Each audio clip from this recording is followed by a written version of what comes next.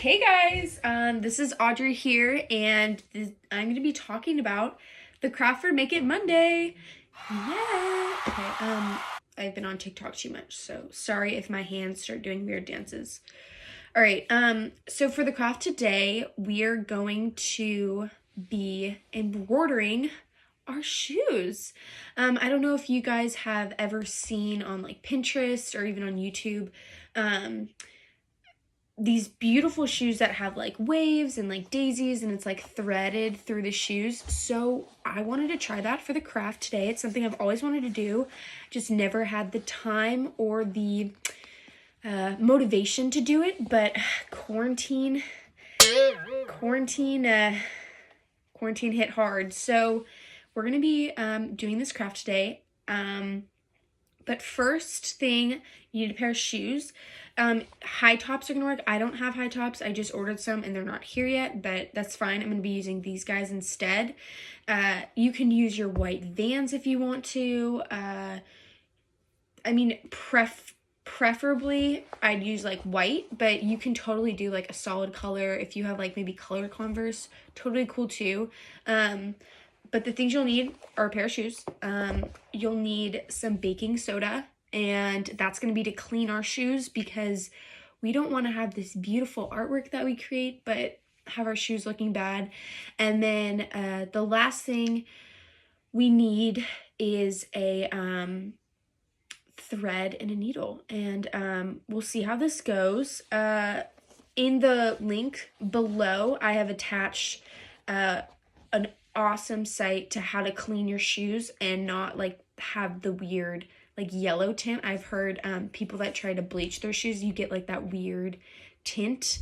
So this is a great way to be able to wash your shoes and they still look like brand new.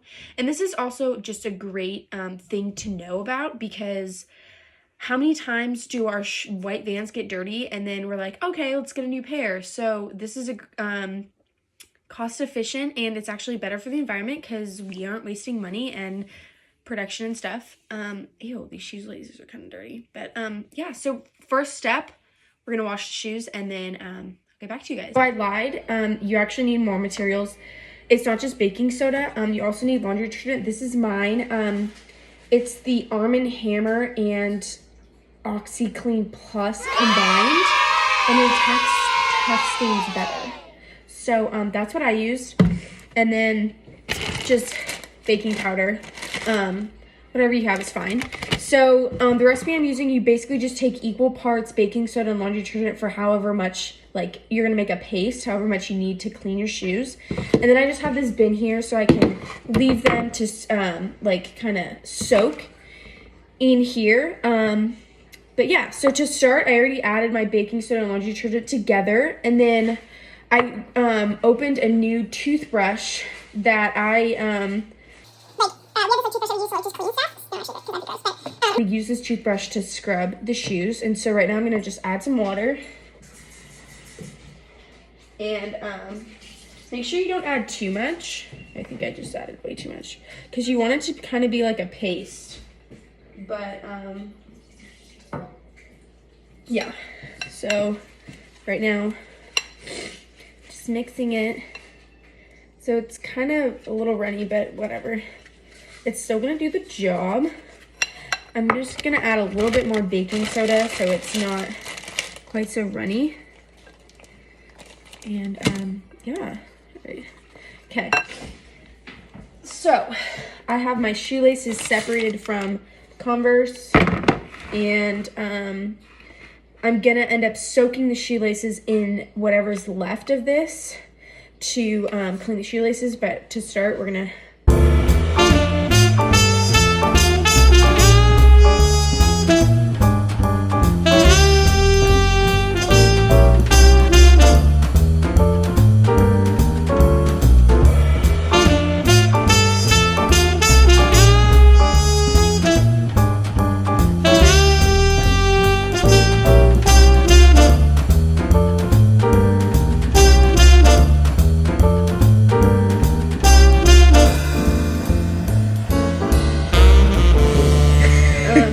here's my anonymous brother.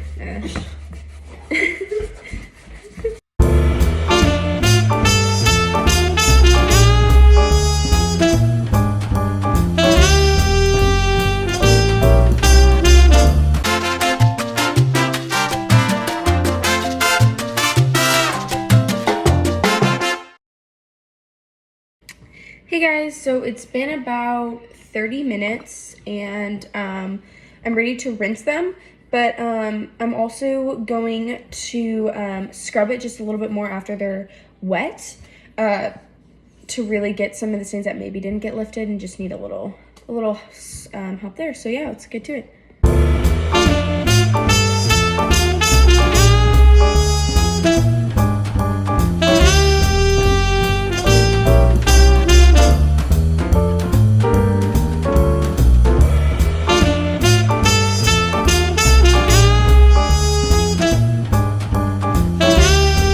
Okay, so I just finished rinsing them and I brought them outside and they look so much better. I mean, I think the lighting makes them look even better, but they look so white, like insane. Yeah, they look really good. I might have to rinse the shoe, but the shoelaces could have come out better, but I mean, the shoes look so white. I'm super excited to get started. And I'm here to talk to you about the conclusions of doing this project. So I showed you guys that I waited for my shoes to dry outside. That didn't work.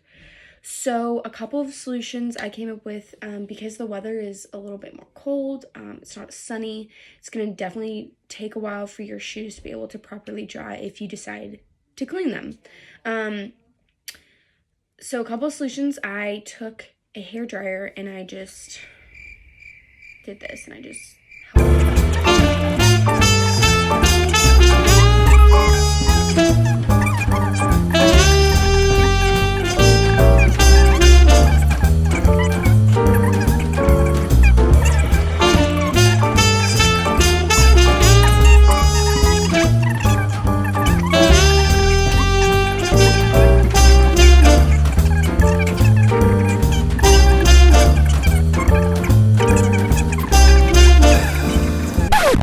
next thing,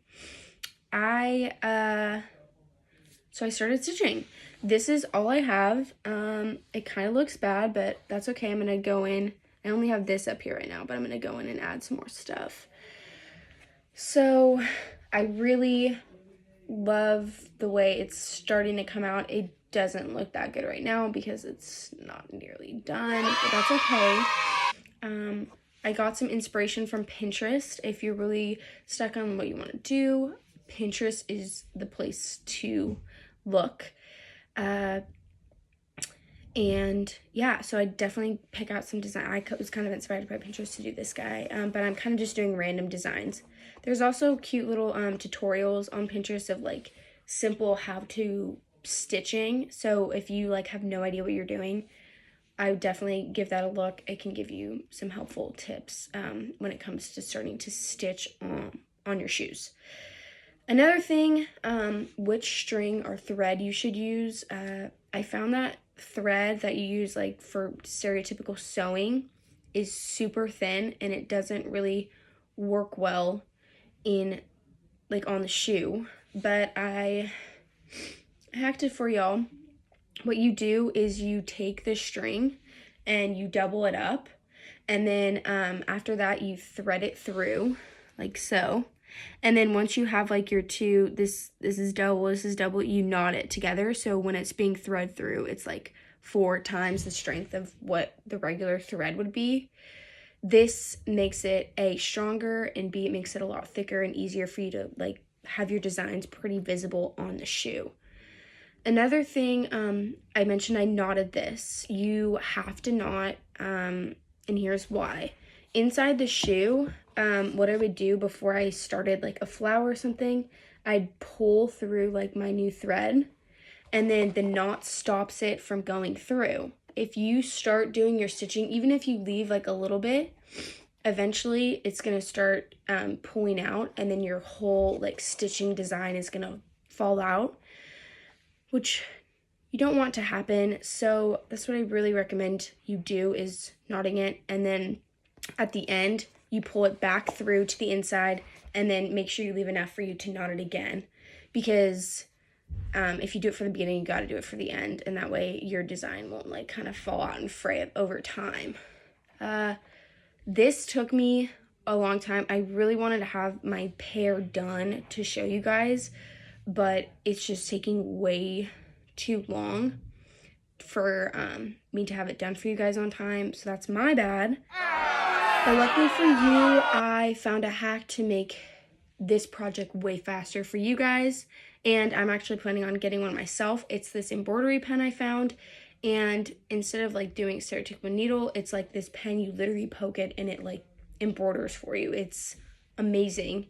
It's probably about $15 to $20, but if you're really looking to like have a super nice, clean, finished product, it's something I would have you guys consider getting. I'm getting one because I want to do a couple other more shoes, and so I think it's going to make my life way easier and save a lot of time as well. So I'll put that, some of the resources on the Schoolgy post, and hopefully in the link in the description as well. Thanks for watching this. Please like and subscribe, and send us any pictures if you guys decide to do this project. We'd love to see if any of you guys do it. And also feel free to comment on ideas you might have for Make It Monday or any of the days that Soft Counsel is collaborating on. We'd love to hear from you guys, and we hope you all are doing well. And happy quarantine!